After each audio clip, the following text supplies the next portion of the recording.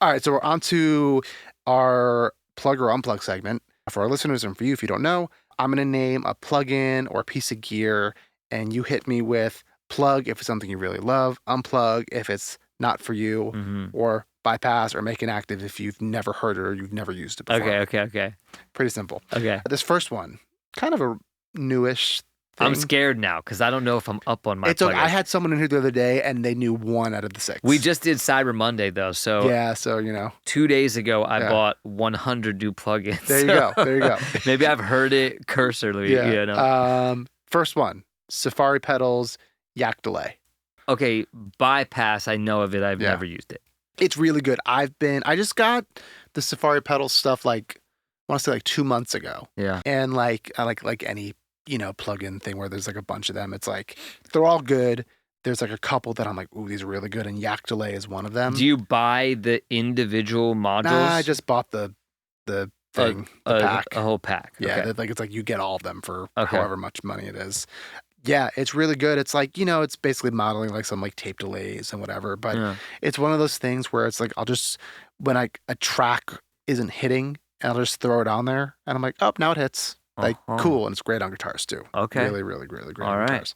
Next one. This is a amazingly classic one, but with your experience and with Rob, I was curious if you ever used one of these, and if you have a vintagey or even a newer UAD 1176 compressor. Yeah, plug. Yeah. All day. Absolutely. Vintage and new. Right. Do you have one, or you mostly use them in studios? I don't have one here. I have one in a studio in Wisconsin where I worked. I've been working on this musical. We can circle back to that. Sick. But and we write it in Wisconsin for series of reasons. Yeah. And we built a little studio there, and the 1176 and the Mellotron is there. But I'm using it as a plug-in all the time. Yeah. And it's the shit. What are your normal settings, let's say, for like a vocal? I think they call it the Dr. Pepper setting or the Pepsi setting. In reading so many threads about it, I came across this, and I don't even remember why they call it that. It's some silly old school head thing. Yeah. But the setting is attack is at like 10 o'clock and release is at like 2 o'clock. Yeah. So a little slower attack, a little faster release. Then you're at 8 or 8 and 12 for the ratio, like punching them both in. And then obviously you're just dialing that depending on how hot you're hitting it. So 9 times out of 10, I'm starting there. And then depending on my tempo, I'm going to attack and release more. But I don't, the ratio buttons are the unknown to me because I like all of them. Right. But I am reluctant to go nuke mode and put them all in just because it feels like that's too much, but it doesn't ever sound like too much to me. It just feels like... I've done it a handful of times, but I'm like, I'm doing this on purpose because I want this like vocal to sound like right up against you. And every time, I think the 2 times I've actually done it, I've been like, damn, this is one of the best vocals I've ever recorded, but I'm always so afraid to do it.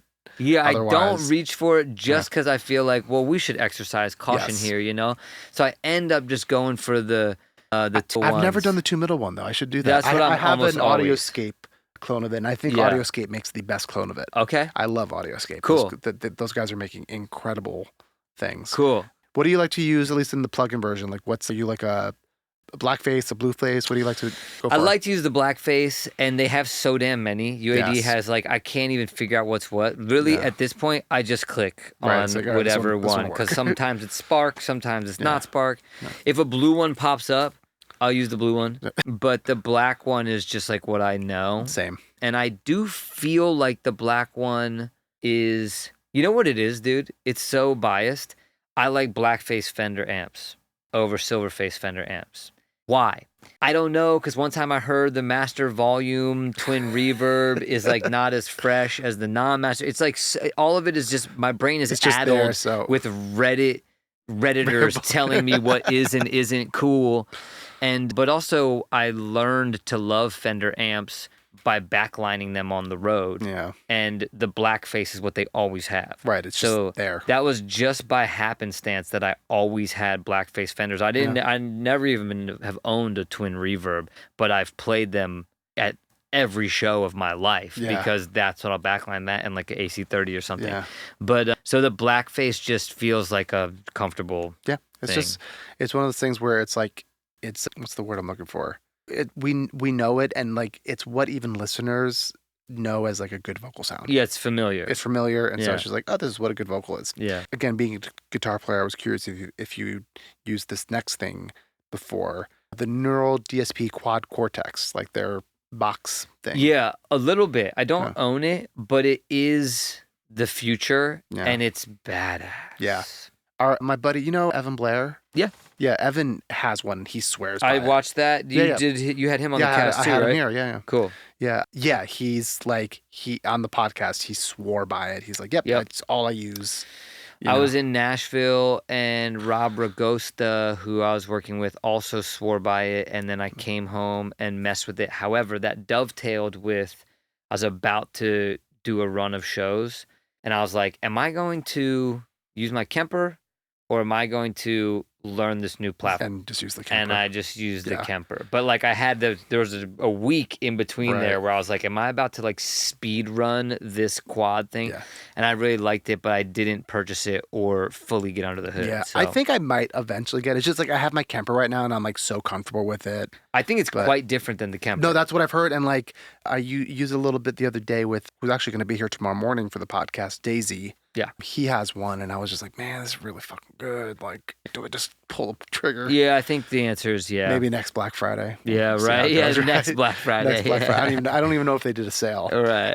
Likely they did. Right, likely they did. Next plugin here. Very widely used plugin. Sound Toys Phase Mistress. Yeah, I love Sound Toys. I don't use, of all of their stuff, what I reach for most is decap, obviously. Yes, obviously. My favorite thing is, what's their doubler called? Oh, Microshift. Microshift. Yeah. I sweat. Yeah.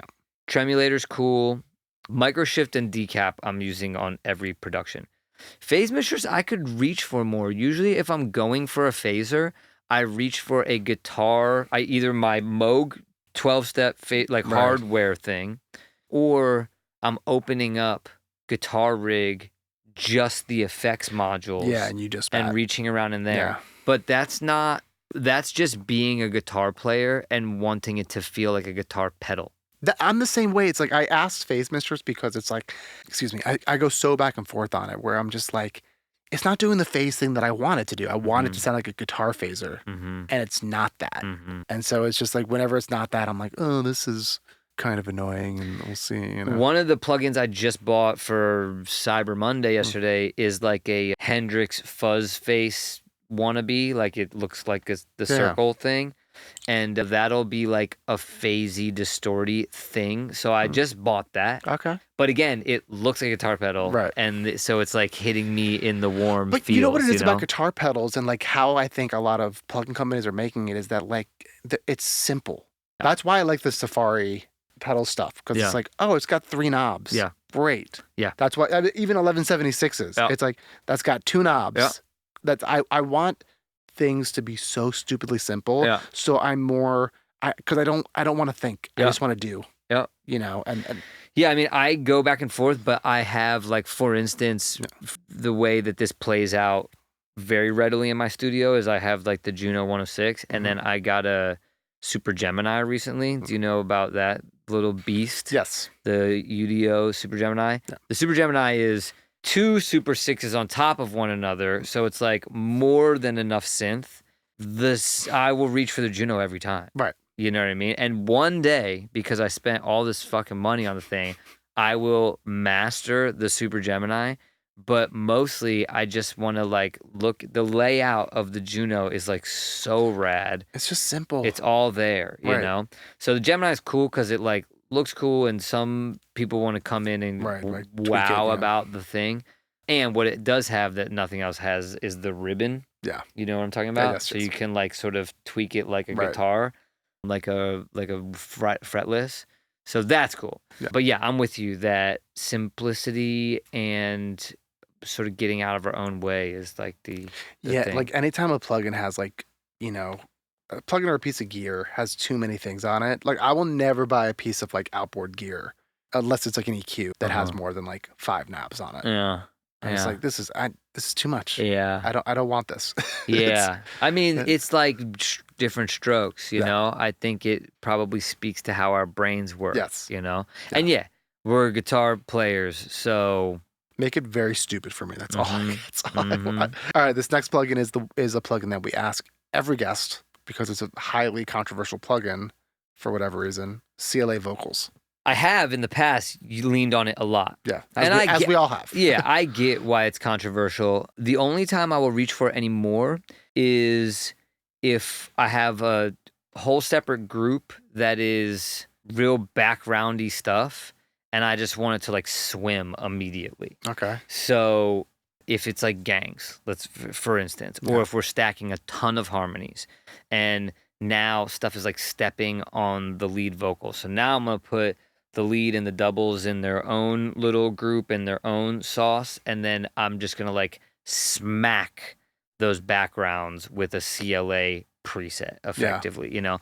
And then that almost never makes it to the final mix process. We're gonna go back in and like get really but just for the sake of moving quick. Yeah, so it is still a cool like bludgeoning it's like a a hammer. Right. But there was a time, I mean, I wouldn't be surprised if Christian and I have talked about every once in a while, like doing a run through of Love Ride for whoever cares, and like opening up that session because like I hardly remember it. It was just like such a fast What thing. is it? What's on there? You know, I do remember Serum and my Fender Strat, but mostly I remember that because it's in the video. Right. So who knows if we ever end up doing that? It might just be CLA vocal on there, and I wouldn't be ashamed of that. No, dude, there's so many hit records that have CLA vocals on it. Yeah, it's just like it is what it is, and again, it's that familiar thing. Like, do we like because it's familiar, or is it good? You know, it's funny we were talking about like putting it on background vocals. Is you know how I've been using a lot, and people will figure it out. But UAD just released that new like vocal plugin where it's like kind of their version of CLA vocals, where it's like, oh, it has like hue, compression, reverb, delay, all in one thing and a bunch of presets. Right. And I just started using that where it's like I'll put it on background vocals like just to see what it does, and it's like sometimes you're like, oh, that's cool. And just like kind of tweak from there. I'm that guy, man. Yeah. I mean, I have my vocal chain, of course, but my vocal chain at this point is pretty plug and play. Yeah. So I'm mostly putting it on there, and that's where it is. And then I'll tweak a little bit, but it's effectively the same thing, as opposed to like building it from the ground up. And like, well, today I'm feeling this, and it needs this type of compression, doesn't it? Yeah. And sometimes I'm in a space where we got time to dick around with that, but not today because I had to make it here to this podcast. Yeah. So we're just going our template. You know, speaking of vocal chain, while we're here, what's your even outboard gear stuff too? Like, if you feel like sharing, like, what's your normal vocal chain?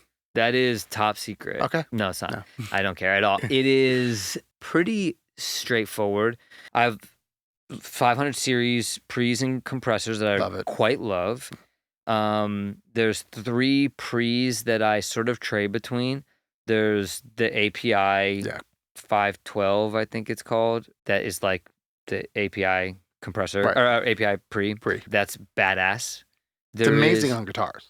Oh yeah, and it plugs in on the front end, right. So it actually works really well for guitars. Yeah, I have what's called an Avita MA5, which is it's kind of like the other side. So like I guess it sort of does a Neve thing, but then I also have a Neve pre. Like, so mostly I'm going between the Neve and the API, and then the compressor is also a API, maybe a 522 or 5. Maybe that's the 512C. Or whatever it is. The I have API a bone compressor. to pick, but I'll take a left turn real quick. Do it. One thing that every instrument manufacturer needs to stop doing is naming their shit with just letters and numbers. Oh, yeah, absolutely. What the hell? I'm supposed to remember U87, U47, 512s. The reason guitars, like a Les Paul and a Stratocaster, give it a snappy name. Yep. I can never. Maybe it's just me being dyslexic or something. I feel like it's what they did in like the 40s, 50s, and 60s. It's lazy. Yeah. Name it something cool, man. Right, and now the it's Phase like, Mistress. Is cool. Now all the new pieces of gear, like they don't do it like that anymore. They'll like name it something cool, and it's just like a 47, a 251, a 1073. It's like, what are we doing here, This guys? is such my like niche bone to pick. But Ibanez did it during our whole childhood. Everything was called an XRG 979er. I never bought one. Yeah. I was like turned off by that. Fuck that. And I'm like, it took me a long time to even like Stratocasters, but at least I knew what the hell I was talking about. They're all nerds. They're not creatives. That's what it is. Uh-huh. They're nerds. Like numbers are perfect. They want to feel like a submarine or some shit, you know? Right. So anyhow, my outboard gear is 5 whatever the hell it is. And then that goes into an Apollo. And then the chain is like, depending, there's a couple of different chains that what mic do you normally use for vocals? Well, dirty secret, the SM7 is oftentimes what we're using if people want to sit in the room. Yeah. But in my booth, there is a thing called a Mojave. Mojave MA5. Again, they're doing it again, these bastards. And there is what else is in there right now? I guess that's my go-to right now. I have that Sphere. Oh yeah, the L22. Yeah. That one Is that fun? I kind of like it. Yeah. It has too many options, which is the problem again. But it does sound really different from my Mojave, so that's what I like. It's just having the option to be like, okay, I can use this one today. And what else is thrown up in my studio right now? I have like this like Octava, like some old Soviet mics that are really cool. It's called an Octava, whatever the hell. That is interesting when doing like indie sleazy stuff. Yeah. So those mics, and then through an API stuff or Neve stuff, and then in the DAW is like super straightforward stuff. 1176, Fab Filter de-esser. Classic. A couple EQs, mostly Pro Qs. Yeah. You know, that's it really. Yeah. Like I'm the same exact way. It's like as you get a better vocal chain, it's like you just end up doing less and less in the box. Yeah. And like I'll do side chained reverb. Right. I like to have the reverb be like really out of the way. Yep. So I'm like side chaining it to itself. So it's just filling in the gaps. Yeah. And then maybe like, again, depending on the style, like slapback delay.